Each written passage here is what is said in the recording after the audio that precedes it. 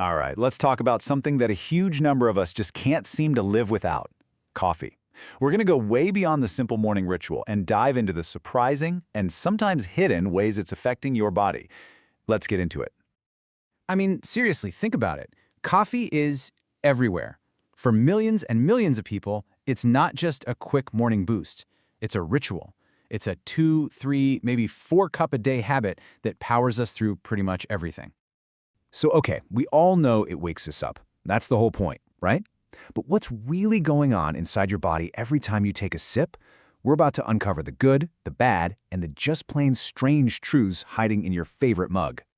Let's kick things off with the good stuff, because it turns out coffee is so much more than just a jolt of energy. It can actually be a pretty powerful tool for your physical performance. This is kind of wild. Caffeine is actually one of the most studied performance-enhancing drugs out there. No, I'm serious.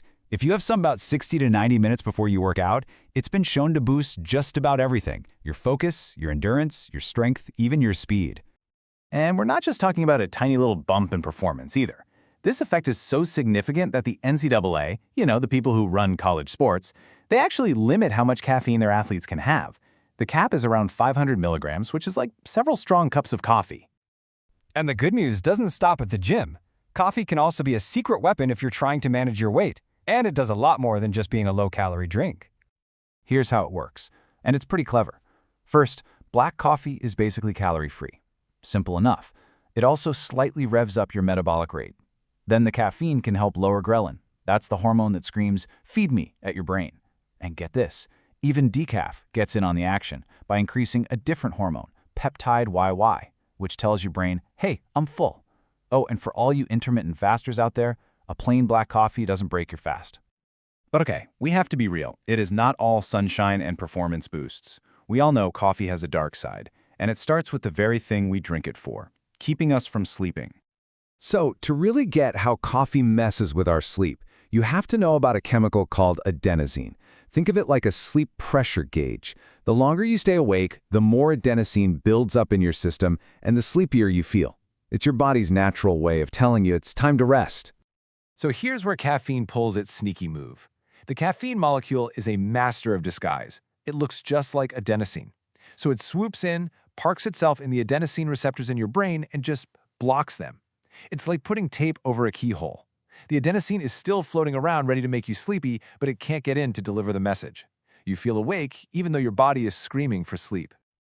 And it gets worse. Caffeine doesn't just block those sleep signals. It can also throw a wrench into your body's internal clock by messing with melatonin production. So it can throw your whole circadian rhythm completely off, which, yeah, it feels a lot like jet lag without any of the fun of actually going somewhere. You know that feeling, right? You have one cup too many and suddenly you're jittery, your heart's racing, you feel a little anxious? That's the caffeine literally activating your body's fight or flight response. It's putting your system on high alert, which can really easily spill over into full-blown anxiety if you're not careful.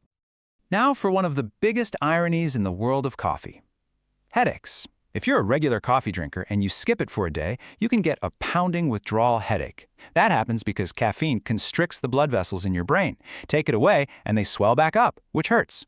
But, and here's the crazy part, that exact same vessel-constricting power is why caffeine is a key ingredient in headache medicines like Excedrin.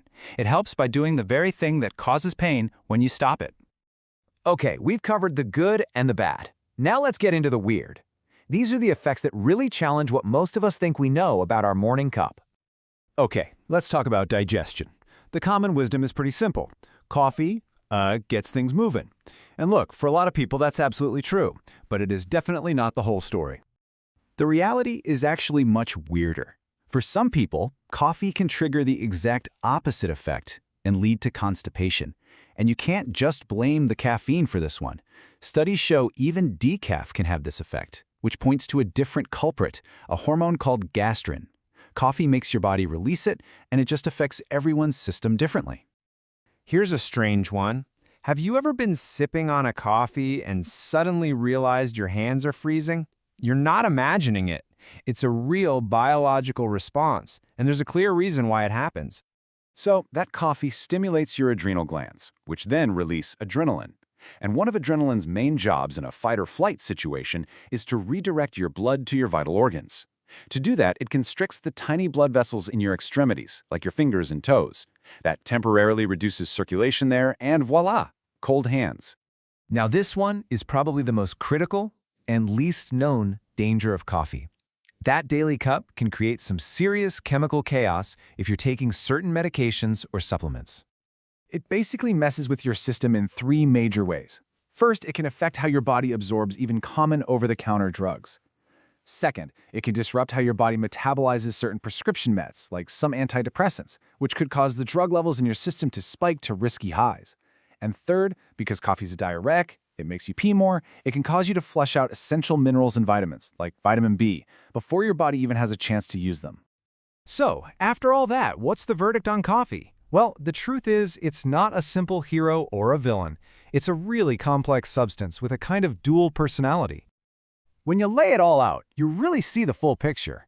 On one side, it's a fantastic performance booster and a pretty helpful weight management aid.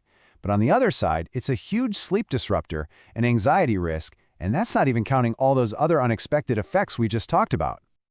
Ultimately, coffee's impact is incredibly powerful, but it's also deeply personal. How it affects you really depends on your own genetics, your lifestyle, and your overall health. It's not one size fits all. And that brings us to the final big question. Now that you know the hidden truths, the good, the bad, and the weird, you have to decide for yourself. In your life, is that daily cup of coffee a helpful friend